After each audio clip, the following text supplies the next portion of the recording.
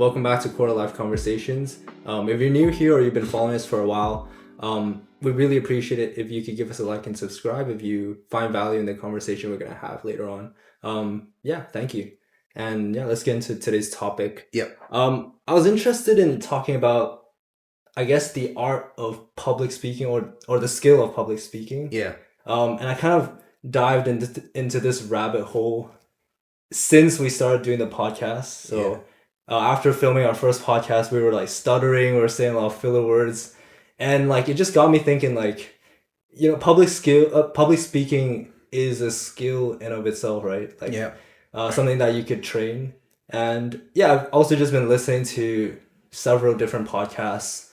And like people, like professional podcast hosts, like they really do speak a lot more like articulately and more fluently. So then I got into this whole rabbit hole of watching. I don't know if you know Vin Giang. I don't know if I'm pronouncing it right, but no, I have no clue. He's basically this public speaker guru type person. Okay. Like he travels around the world, like basically teaching people how to like speak more coherently. Okay. So it was really interesting. I was watching a bunch of his videos, and I mean, I just kind of wanted to ask, like, has that been something you've like sort of looked into, like how to, I guess, speak more articulately or more coherently, or like just in general, like, have you ever like paid attention to how you speak? Like maybe not even in like a podcast setting like this, but like just day-to-day life, like talking to people. Like, do you have any kind of like experiences or like thoughts about that at all? I've kind of looked into or read up before previously in terms of just communication in general, or like healthy communication. In what sense? Like in terms of like how to have like healthy conversations and dialogue. So obviously in those areas, sometimes like a few of the core facets are listen more than you speak, because obviously, the classic ask questions, like, so in those kind of like in that kind of space I have kind of paid attention to. But in terms of actually speaking and like my delivery on stuff, I've never actually really paid too much attention on that, to be honest. And like, I guess doing this podcast, like when you're forced to like watch back video and audio of yourself, like it forces that into question, and it forces you to kind of analyze that a bit more. It does. And so I guess since then I've kind of been looking, admittedly not too much, but like briefly into ways like I can kind of express myself more coherently and kind of watch how other more professional podcasters do it. And I do think there is a degree of, I guess, filler words that can be improved on, but I do think there are, even with the best podcasters, there are sometimes times where it comes automatically, where they say like when they're thinking, and obviously you can be as conscious about it as possible in terms of trying to reduce it. But I do think at a certain point it comes down to just being a natural human instinct to kind of fill in that space. So I don't know if it can ever be fully eradicated. No, I don't think so. But I think obviously once you start paying attention to it, you can try to come across more coherently and concisely. And I think even from our first podcast, hopefully there's been some kind of improvement. A little bit. And like I've definitely started paying more attention to like the ums. Like I do like subconsciously try to like I do subconsciously try to fill it with like silence instead, like try not to say but try to say like just be silent, or like pause to think. Like it's never gonna be perfect though. I don't think. For sure. And I think that's across the board, from beginning podcasts to the most pros of podcasts who've been doing it for years and years. Like that, sometimes that's just part of our human dialogue. And I guess it's just trying to do the best you can. Have you ever looked into stuff like, I don't know, like hand gesturing and stuff like that? Like in terms of like talking to people, like how, for example, like research says like when you hand gesture or something, like it makes it more engaging or something, like, or like if you for example, if you like tilt your head in a way, like it gives off that kind of warmth or something like that.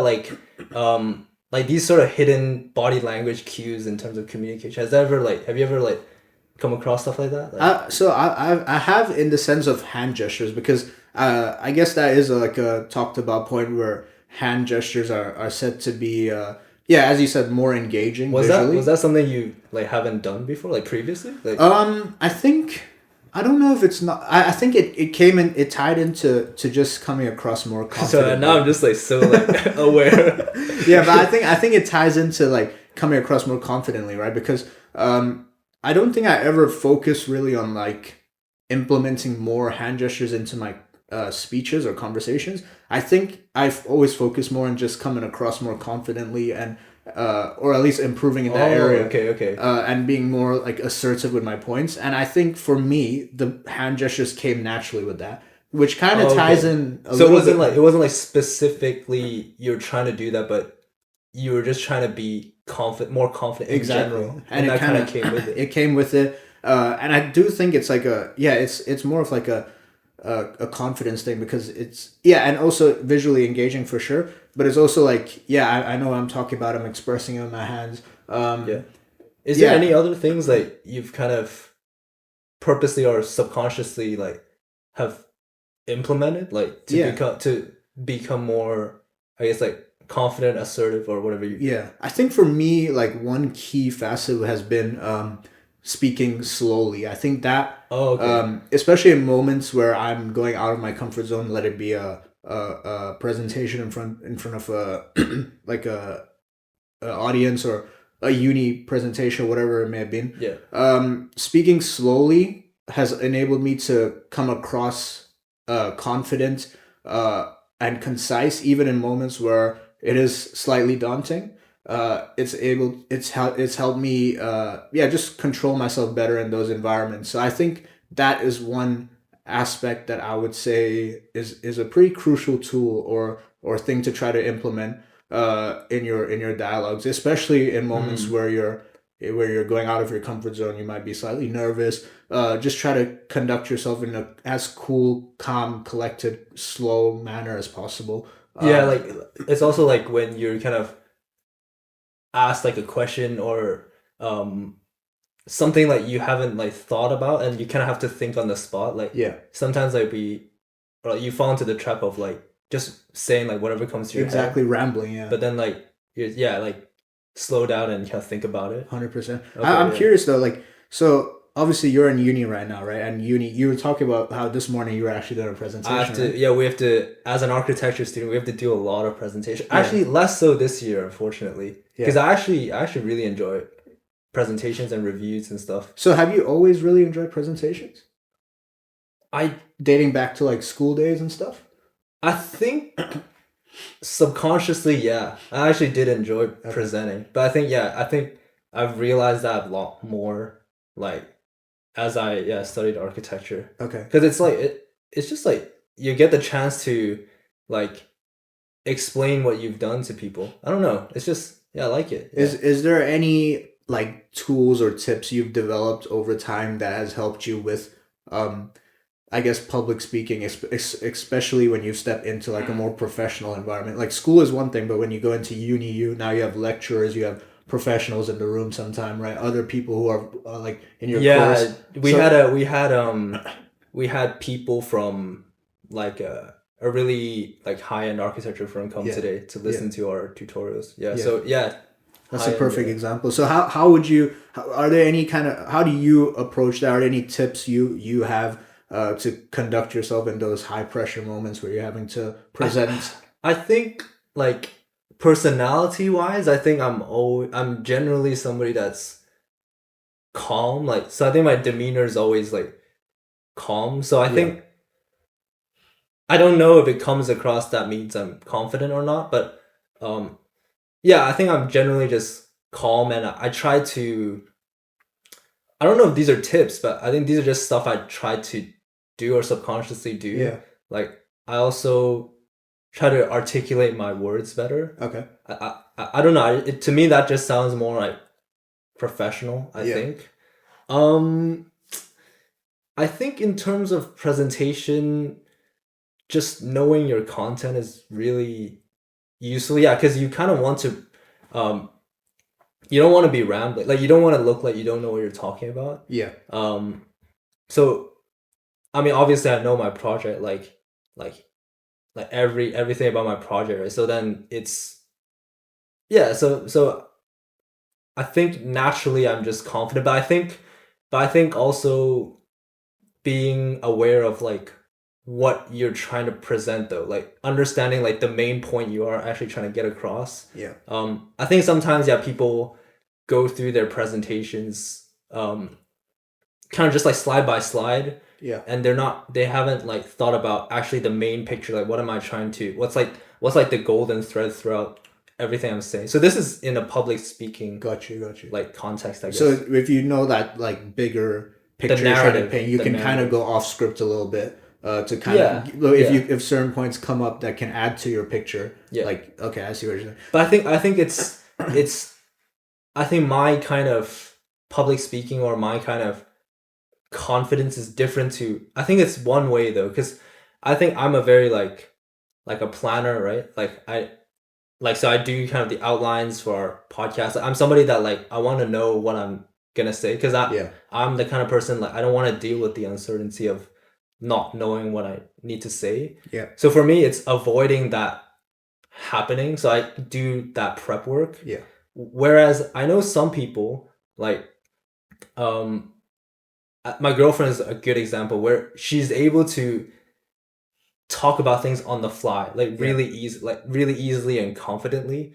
Whereas for me, I'm only confident if I know what I'm talking about. And I thought this quote was really interesting because it kind of like links to how I've always thought about like myself in a way. So by Mark Twain, he says like it usually takes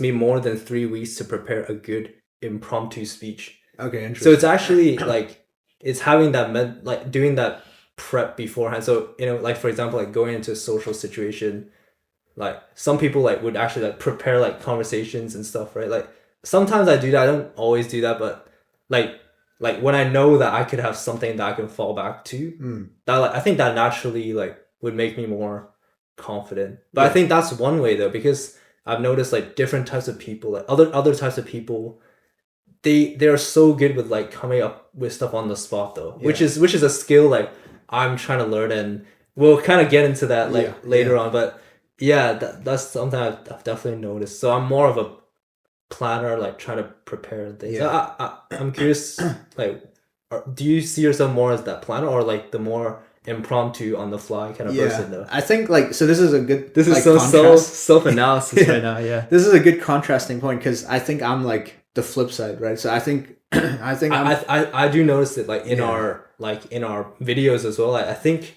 you're able to kind of go more like in depth into your like insight, I think, than I do. I feel like I'm more like kind of prompting you, but then you're kind of like bringing in that personal experience. So that's really it is quite interesting. I think for me, how I prefer to go into, like, for example, if we have a presentation, like my ideal way of approaching it is like to kind of not prepare. Is to do like it's to do the most amount of work I can do that is reasonable for me to get the best quality of like presentation I deem reasonable, and then I like to just go for it and then find what I need to do in the moment. So it's essentially like even with job interviews, it's like prepare as much as I can, and then I like to go into it. Even recently, like I've started implementing this where I don't actually even like refer to my CV while doing a job interview, because I don't want to overstimulate myself and kind of take away from that magic of just being in that moment and like finding what I need to say. What do you mean? What do you mean by that? Like, what do you mean referring to your CV? So I found that for me, it's like, we'll go down the job interview like vertical just to illustrate. So if I'm in an interview, I have had times before where I'm actively reviewing my CV while they're asking questions. Yeah. Wait, in person or like online? No, online, of course, online. Oh, okay. And in those moments where they ask me something and I'm drastically looking, I find that my answers are not very quality, and even if I actually get to the point where I get a piece of my CV which directly relates to the question, like I'm just reading. It's not really off the cuff. It's not. I can't build around it naturally. But whereas I've also experimented doing it like where I prepare as much as I can beforehand on the company, their values, and my CV, and I just put it all to the side, and I'm just in the moment and being impromptu, off the cuff, just drawing on all the different like information I have stored in my brain, like that I've prepared for. And in those moments, I found that I'm more versatile. I'm more able to adapt experience to mold into questions. And yeah, just be more natural about it, and I also found that I can come across more confidently in that way because I'm being fully immersed in the moment. I'm not having to refer to like a lifeline of a separate thing, as in like reading my CV. So for me, I found that that's how I kind of operate the best, and it's the same with how I go into like dates or like conversations. Is I like have a script for the date. Yeah, like no, but there are people that and yeah, it's just different people, but there are people who like to go on with prepared questions and stuff, right? Like to know. That's kind of I feel like that's a lot. No, but there 100% are people like that who go into dates, for example, like with potential conversation starters, and I guess it's valid. Yeah, exactly, it's valid because if all goes wrong, like at least you have some backup. However, she like says something, you're like, wait, let me check my notes real quick. But yeah, for me, I always like, I tend to prefer just being in that moment and going off the cuff and yeah, so just finding you stuff. found that works better for 100%, yeah, 100%. Okay, that's interesting. Yeah. Like for me, like job interviews, like again, like I'll prepare, like I'll try to think of all the possible questions they might ask, and like I'll kind of think about what's like the best way to respond, and I'll kind of like even like tailor it so that I think it's as enthusiastic or like as relevant or as like hitting the right marks as possible. Yeah. But then I think because I've prepared so much, it's literally like that quote, like I prepared so much that to an extent, like if you ask me that question or questions around it, I can answer you like naturally, like as if I've just thought of it. Yeah. Because it's just become so like natural to me. So it wouldn't be like as if I'm like, wait, how did I word it? Like it wouldn't be like that. It would just be like just natural. That's kind of how I found what works for me. And like, can I ask you one question? Yeah. In that scenario, what if, like, let's say in a job interview sense, what if they throw like a curveball and they ask you something completely? I think that would be my weakness. Yeah. Yeah. So, but I think what's your spirit animal? It's like, what company is this? Or like, what's your MBTI? What's your 16 personalities? Yeah. It's like, oh, okay, I'm gonna. I didn't prepare for this. Yeah, 16 personalities. Can't talk about my masters here.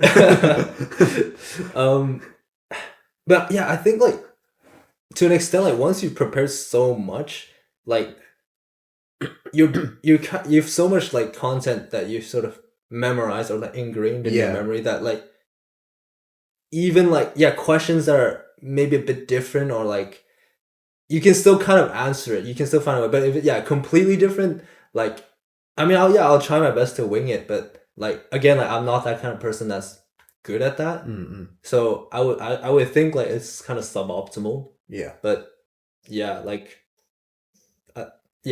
those like you can't like you can just do the best you can in terms of preparation. Like you said, like. Yeah, it's only a certain like there's only so much you could do to prepare, and you just gotta do it at some point. Yeah.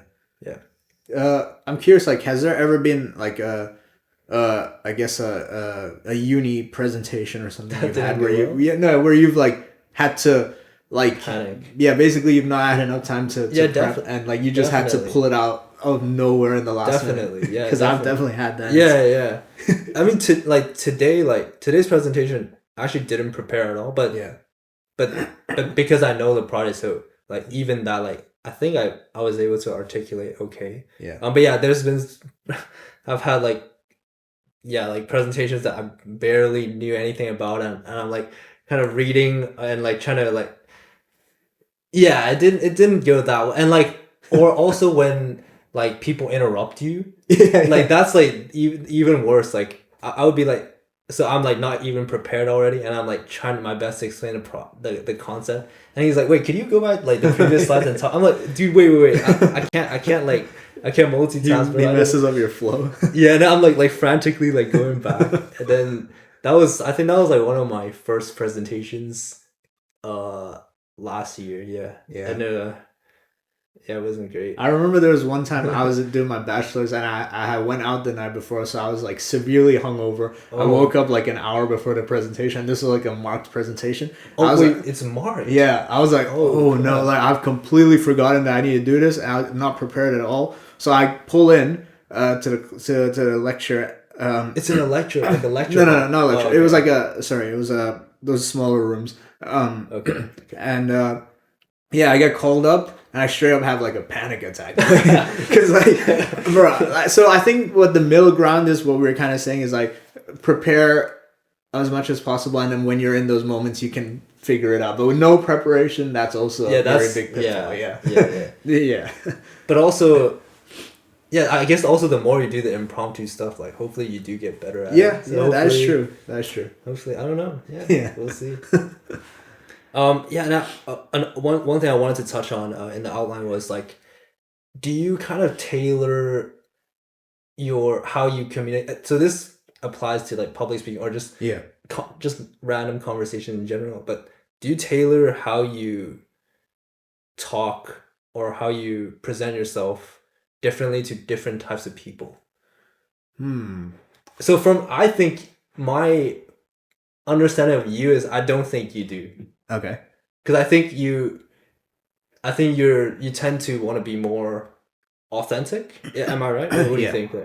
I guess it depends on what you mean by like tailor how you speak. Because how I view that question is like, with different people or different friends, like there's different ways to connect with them and there's different boundaries and stuff, right? So I think like, it's not necessarily like you're changing who you are. You're just you're just adapting to that different like friend group, obviously, right? So, and there can be different sides of yourself that come out in different friend groups, and that it's not necessarily that you're faking it. It's just different social dynamics, right? Bring out different aspects of you. Yeah.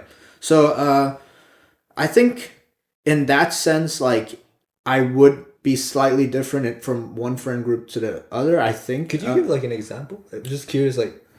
Well, I think one example would be that like in our friend group, like we've been friends since like we grew up together basically in Macau. So I'd say like for our friend group, and like Theo, who came on our podcast a few weeks ago, episode 4, check it out. A few of us like with us there isn't really any there isn't really anything that's off boundary or like too far in the sense of like giving our opinions on things and stuff. So we're talking about like topics. Yeah, or like jokes. So like with us, like we're like we've been together since we were kids, right? We say our opinions like freely. We make jokes freely, like even though they're bad. Yeah. And yeah, like I guess like that's for our friend group, right? But friend groups that you make in uni onward, there are certain like boundaries here and there with, especially because we grew up in a different place and now we're in the UK. So like cultural differences in the sense of like what is acceptable as joking and in terms of what is acceptable to be joked about. Whoa, what are you joking about, bro? Don't be acting like you're not making the same jokes. But yeah, like they're just different like boundaries and stuff, right? And obviously you have to adapt to the different friend groups. You connect to different people differently. And yeah, I think in that sense, that is very much the same. But I think in all different aspects or all different groups, trying to be authentic or myself, however that forms in that one social aspect or one social environment, is what I always try to maintain. Like, no, even if in this one group, that's a boundary that they don't cross, whereas in another one they're free to joke about it. Like, I still try to conduct myself to be myself as much as I can in both groups, if that makes sense. But what do you mean? But then in that sense, like, what do you mean being yourself though? Like, so what is that thing that doesn't change that you think? So it's a good question, and it's slightly. I feel like that's kind of philosophical though. It's slightly tricky to articulate. I guess being myself it would just be. It's really hard to articulate. I think that's pretty philosophical. Yeah. Yeah, because like. In group A, I would want to be myself in the sense of like be authentic and know group A's boundaries, and yeah, be authentic to myself in wanting to respect people's boundaries in that context. Yeah. You get what I'm saying? And then in group B, the context might be slightly different, but I'd want to be authentic in how I respect the boundaries in that group. So what I say or what I do might be slightly different here and there, but I'm still being authentic to myself in the sense of respecting the social boundaries that I have in the different groups. Okay. And still trying a way to find being myself in those different groups. It's a bit of like it's very hard to articulate. Kind of it's very hard to illustrate this without like. But you're kind of saying like you as a person, you're just somebody that tries to like, in a way, like accommodate in a way. Is that what you mean? Yeah, accommodate for sure. Yeah, because because in different with different people and different groups, they're gonna have different boundaries, and obviously you have to like if you want to have good relationships with people, you have to like respect their boundary here, etc. Obviously, there are certain things in like with your opinions on things. There's certain lines where you have to like express your opinion, otherwise it's kind of shying away from being who you are. So it's a very like push and pull kind of thing. It's not a very black and white type situation where you're like, oh, I'm fooling myself, I'm not fooling myself. At least that's how I found it to be. It's like it's navigating that in the different social situations. I think the only metric I try to keep to myself is just try to be as authentic as I can and myself as I can in whatever environment I'm in, and however that manifests is how it manifests. And if I need to improve something and I realize like, oh, I was hiding who I was here, I need to stand on more who I was, then I address it. If I feel like I was being respectful and I didn't, in an ideal world, I wouldn't even want to have said that, then I'm like, okay, there's no issue there. It's a bit of a tricky one, but yeah, I want to know your thoughts on this. Do you conduct yourself differently with different people? So I think not on purpose, no. Yeah. And I think, low-key, I think that's something I'm trying to work on. I think that's a flaw. Or maybe not a flaw, but like, yeah, it's something I'm trying to work on. I do notice that like, if I'm in a group of introverts, I tend to be more extroverted. Okay. But if I'm in a group with extroverts, I'm more reserved. Interesting. So but that's not on purpose though. That's just something, I feel like just subconsciously, I just try to fill the niche in a way, but that's not on purpose. But I think I'm quite stubborn though in terms of my personality sometimes, because so for example, like if I'm with extroverted people, in a way I think the good thing to do is to, in a way I think the good, or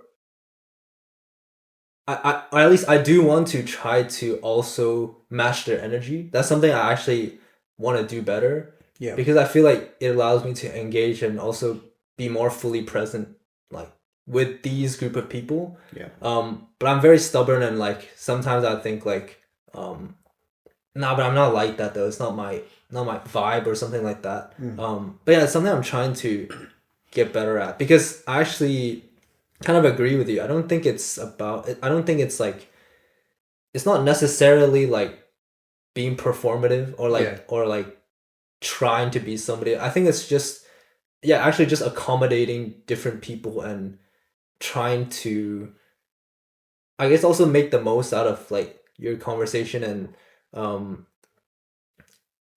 also in a way, like if I'm able to match their personality or language in a way, like we'd also be able to get on better as well. I think like like a good example, I think, at least from myself, is that like if there's a person who swears in their normal life, right, and then they come around like a very religious environment, like they're talking to like nuns and priests, and they choose not to swear, they choose to consciously take out swearing from their vocabulary in those conversations.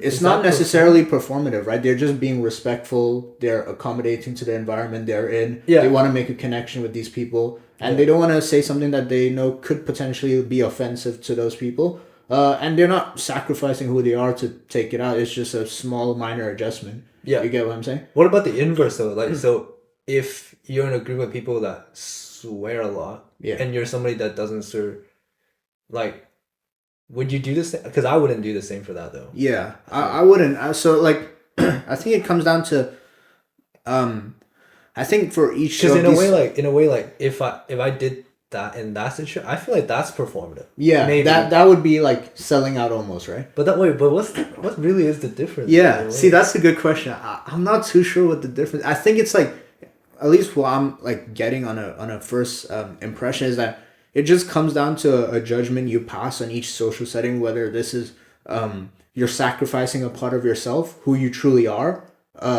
or not. I don't know if the person who is just choosing not to swear in a conversation with religious people is sacrificing that much of who they are.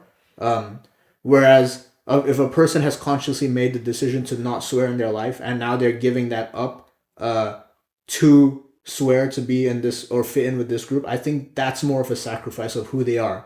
You get what I'm saying? Because with the person who does swear often, I don't know if swearing often is a value, but if for the person who doesn't swear often, that probably is a value. You get what I'm saying? Because it's going against the grain.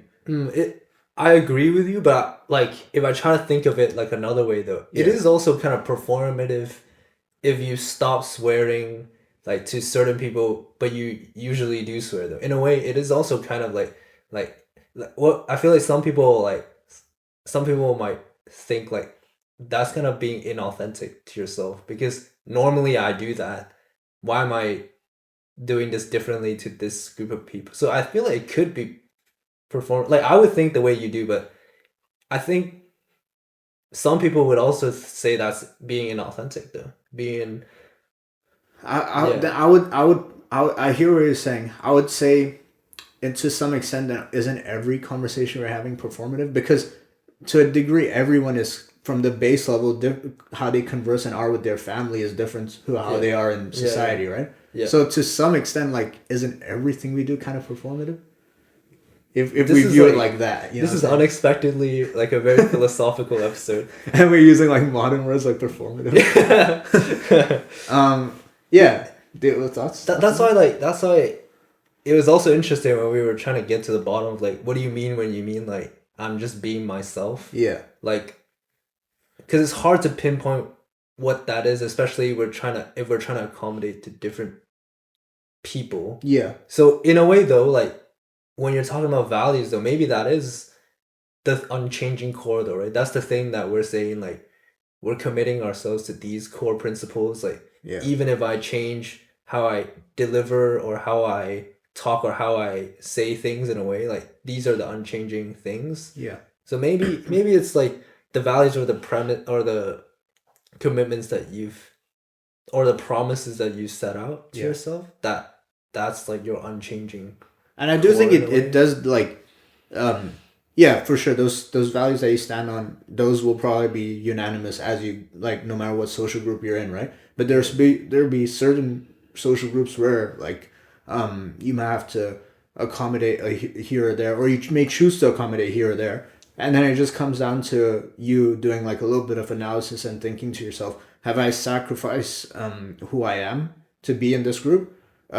Or did I not like, or do I feel like I've not sacrificed who I am? I've just made some adjustments, which I don't really think, which I don't mind making, just to connect with these people, or to be in this environment. This is actually interesting because if we try to link this back to public speaking, so there's this really famous American pastor, Tim Keller, who I really respect actually, but I think he's kind of like me. Like he's the type of person that like he prepares, he plans out the sermons, and I think he really understands like the audience. So he preaches in New York, which is a very highly secular city. It's very much like London. Wait. When you say secular, what can you define that? In terms of like not atheists or like people that don't believe in God, basically. So when you say it's very secular, it means there's a high population of atheists. And also, at least in New York, I'm not sure about London, but also almost hostile to the idea of religion. Like they generally think, not just that religion is like it's okay to have religion, but like it's not a good thing. Okay. But anyway, so he knows the audience, but then I think what I like about it, and also what kind of drew me to his, like, listening to his sermons, was that because he understands his audience, he's able to present the gospel in a way that tailors or fits kind of how, like, modern people would think, right? But he's actually been criticized as well by other people, by saying, like, you're kind of like, are you like watering it, or like you're trying to make the message modern, which I don't think so. He's actually, I think he actually, like, truly understands the gospel. He's just communicating it in a more relevant way that modern people understand, right? Yeah. But then, yeah, he gets criticized for, in a way, or being inauthentic, I guess, to the gospel, or for, I guess, tailoring in a way to audiences. Like, I think some people would say, like, just preach the truth, just talk about the truth, like, like, you don't need to, like, kind of like talk about things in a different, just talk about, like, these things straight up. But I don't really buy that, because I think actually, even if you're kind of just straight out, like, talking about the truth or whatever, you're still presenting it in a certain way. I think you're right. Like, everybody kind of, like, you are sort of performative in a sense, in a way. But yeah, I think tailoring your message to your audience is just I think it's just an effective way of communicating anyway. Yeah. And I like, obviously I'm not him, but like, I don't think he would be like thinking to himself, oh, I'm sacrificing who I am by just framing this message in a way that would be more receivable by the audience I'm in front of. Yeah. If anything, he's just trying to do the best he can to make his message reach these people. So yeah, I don't think the likelihood of him thinking to himself, oh, I'm sacrificing who I am, or I'm not being myself, is likely to be a very high concern. Yeah, but I just think it's interesting, like, that, yeah, people, like, would critique that. So it's that, like, tension between, like, being authentic and also being performative in a way. That's kind of interesting. And I'm wondering, like, so what you think about this as well. So I kind of briefly looked into Vin Jiang's videos. He talked about this concept. I think it's from a book called Surrounded by Idiots. So in the book, it was kind of dividing or trying to categorize people into different groups, right? So there's and I'm wondering, where do you think you sit on this, right? And I'll give my opinion on where I think you are. I'm the idiot. Yeah. He said it, not me. But it's different colors, right? So so you got red, you got yellow, you got green, and then you got blue. Why are you laughing already? No. All right, so red. We might we might know which colors we feel already. No, I'm kidding. Too bad there's no brown. I mean, red kind of. Red, close. Yeah, like the dot. Yeah. Anyway. All right, red. Okay, so red equals generally people that are more dominant and direct. Yeah. Yellow are kind of people that, like, are very, like, talkative, and they're very, like, joyful. That kind of vibe. Yeah. And green is, like, calm, okay, and, like, generally very supportive, and generally tries to be harmonious with different types of people. Okay. And lastly, blue is very analytical, very rational, and very detail oriented. Yeah. So just based on these, like, what I said, like, first of all, do you kind of see that distinction in different, like, people in your lives? And also, like, where do you think you fall into that? For sure. I think it's a it's a good dissection of whatever, of the different, like, types of people. I think it's pretty good. I'd say, like, I can think of somebody that's yellow. Like, wait. Yeah, who's more joyful and talk, for sure. I think it's like, I think these are, like, dominant, like, features in a lot of people, for sure. I think, like, where I sit on it is, I guess, my most natural. This is like therapy session. I'd say my most natural states would be blue. Like, Okay. Like my I guess you could say my default character was blue. Because like I'd say Not brown. no, I'd say like my like from a young age, like I guess I had the tendency to think a lot and stuff, like overthink almost to the point sometimes, or like Okay. have like a bit of perfectionism. And as I've gone through life, I've tried to like let go a little bit of that sense to like of wanting to over control things. But when I view this, I do think that like for now, I think I've made strides to kind of improve in all the different aspects, right? So I've tried to make improvements in being more direct with my points, in being more of a conversationalist, in being more calm in moments where I might be slightly on edge, as well as like lean into my natural sense of wanting to be detail oriented and analytical, but like to the sense, but keeping it within the boundaries of being healthy and not letting it cross over into over analysis and that sort of thing. So I do think that for me currently, I would say I'm trying to Your rainbow. yeah, I'm trying to work. I'd say I've got a healthy balance of most at this point, and if anything is not up to par as the rest, I try to actively work on it. But yeah, where would you say?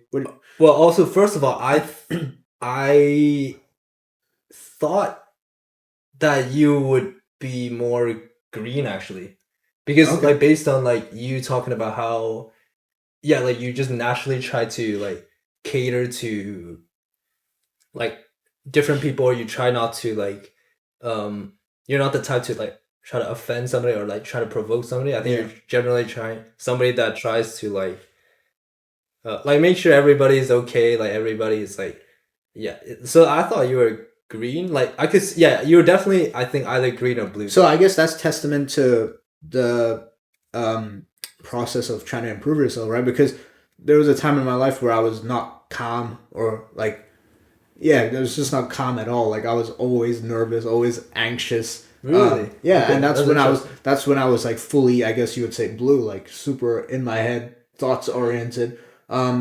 So I guess that is a testament to trying to work on these areas that you might need improvement on, because Yeah. see, now to the point where you think I would have been more naturally Yeah. green. So like, yeah, I think that's a testament to that. But I guess yeah, I'm curious to hear maybe what do you think your What do I think I default? am? Where do you start? Like where do you think you are at now? What So do you when think I- you need to improve on?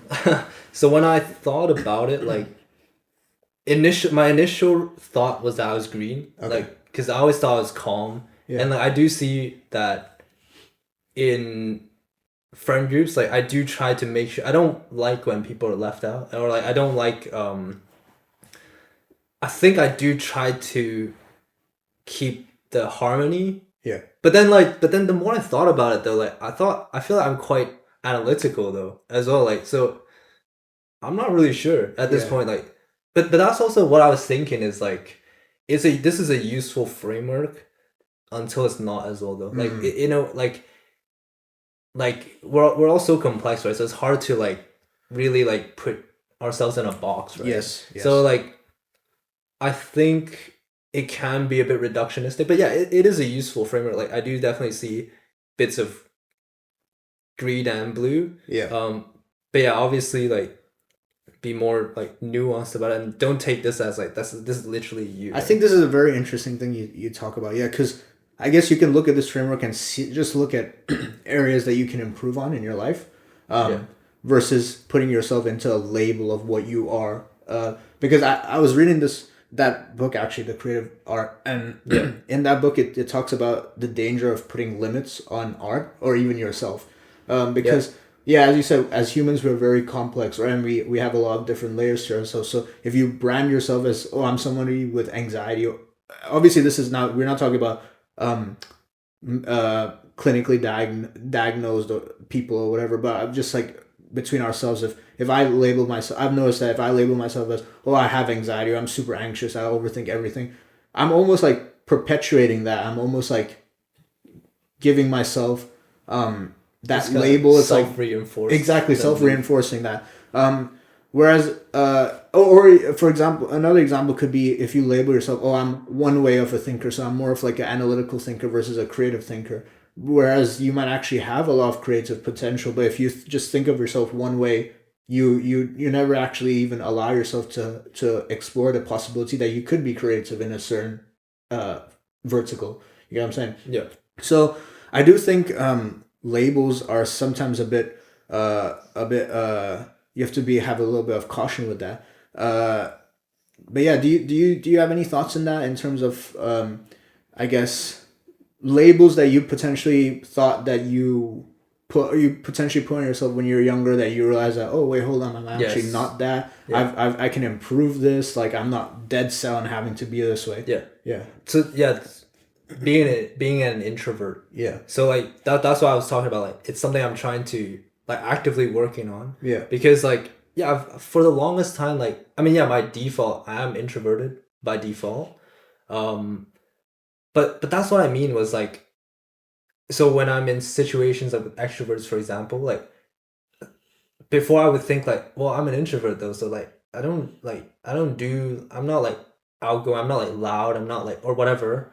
Um and yeah, I think I kind of put myself in a box in a way. Yeah. And but also what I realized was like it's also in a way unloving. Yeah. Because I think sometimes being shy or sometimes not speaking, um you're also communicating something, right? You in a way sometimes you're communicating like I'm not interested, I'm detached from this, like I'm not interested in what you guys have to do, or like I don't really like hanging out with you guys. Yeah. And I just also start to think about it like it's not about me, like I want to, when I hang out with people that are different to me, I want to make sure that they know that I respect them, I enjoy their company. And so if that means I need to match the energy more so that they would feel more assured in that, what's wrong with that? Like I don't see that as being performative. I see that as being um loving. And also in a way, yeah, like thinking back to this being a good communicator, right? And so that this whole framework of like seeing or categorizing people into red, yellow, green, and blue is basically to try to understand like, okay, so if this guy is more or less blue, then I need to, well, it's ideal for me to tailor kind of how I communicate with this person more in a blue way, right? So if I'm naturally, for example, if I'm naturally analytical and I'm talking to somebody that's a red, that's more dominant and direct, and they don't like the fluff, like they want to get straight to the point, then me being very detail oriented, like if I'm saying like, oh, I want to be authentic to myself, I'm very detailed, and I'm just gonna give this person like a bunch of unnecessary detail that they don't want to listen to, Yeah. then first of all, that's just inefficient. Like that's just. But then I don't think it's performative or being inauthentic to say, okay, let's forget the detail. Let me just tell you the main point. I think that's just being a like just being That's a good social communicator. IQ almost. Yeah, Just yeah, exactly. Yeah. knowing who you're conversing with, and I feel like, yeah, that's just part of social relationships and dynamics. You can't be the same way in every single scenario. You get what I'm saying? Yeah. Yeah. So yeah, that's really interesting. Yeah. Yeah, guys. So I think that's a good part to conclude on. And yeah, we really hope you found something valuable of in this conversation. And obviously, we always want to kind of bring the conversation to our viewers as well, right? So Yeah. we'd kind of like to ask you, what color like personality that do you guys relate with? What areas are you trying to work on and improve?